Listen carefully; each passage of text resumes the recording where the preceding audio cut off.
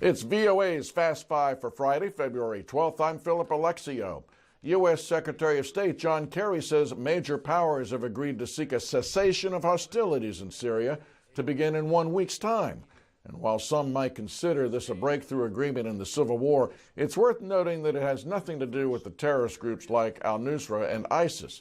Kerry says the 17-nation International Syria Support Group, which is co-chaired by the U.S. and Russia, aims to find a way to a long-term reduction in violence.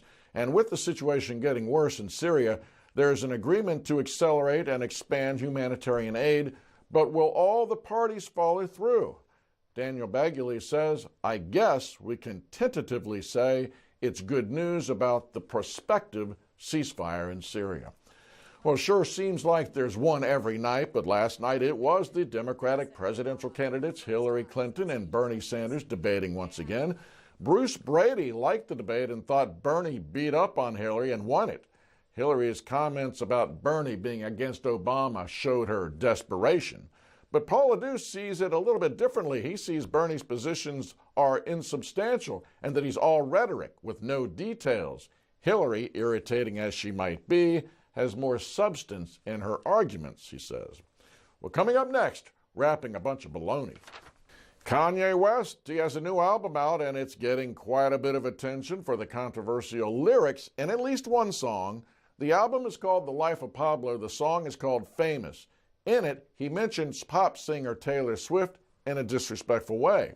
Now, we'll get to that in a moment, but first, Martin Shkreli, the pharmaceutical entrepreneur who jacked up the price on a life-saving pill from $13 to $750 that generated a lot of outrage. Well, listen, he wants to buy Kanye West's album.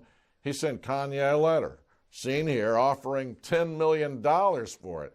$10 million might deserve at least a phone call, wouldn't it? And Matt Baker, he thinks that Martin Shkreli is the closest we've come to an actual comic book supervillain, and suggests we all enjoy the ride. But Cam Monahan, he liked Kanye West until he found out Martin Shkreli was a fan.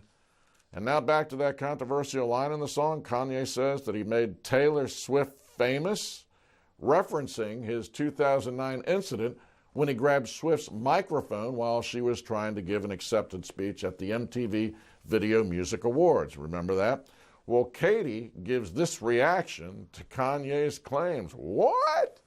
And Allie is rather perturbed with Kanye's lyrics. Yeah, it was Taylor winning the award. And Bruno simply offering facts that ought to humble Mr. West, at least for a little bit. Taylor Swift, 170 million records. Kanye West, 88 million. Hashtag Taylor Swift made Taylor Swift famous. Well, coming up, be careful with that candy bar. Republican presidential candidate Marco Rubio, he bit into a Twix candy bar and he cracked a molar. Could this be the beginning of Toothgate? Oh my, look what happened to Ryan C. when he heard the news about Marco Rubio when he cracked a molar on a Twix. Chris Davies, writer for Slash Gear, asks, why is nobody in the Republican Party asking just what Senator Rubio is doing with a frozen Twix bar? Yes, there's a conspiracy there somewhere. And Dan Meyer thinks Donald Trump might actually take a crack over Rubio's Twix bar, the tooth chipper. Rubio, though, will not suspend his campaign. He fights on. We'll see you tomorrow.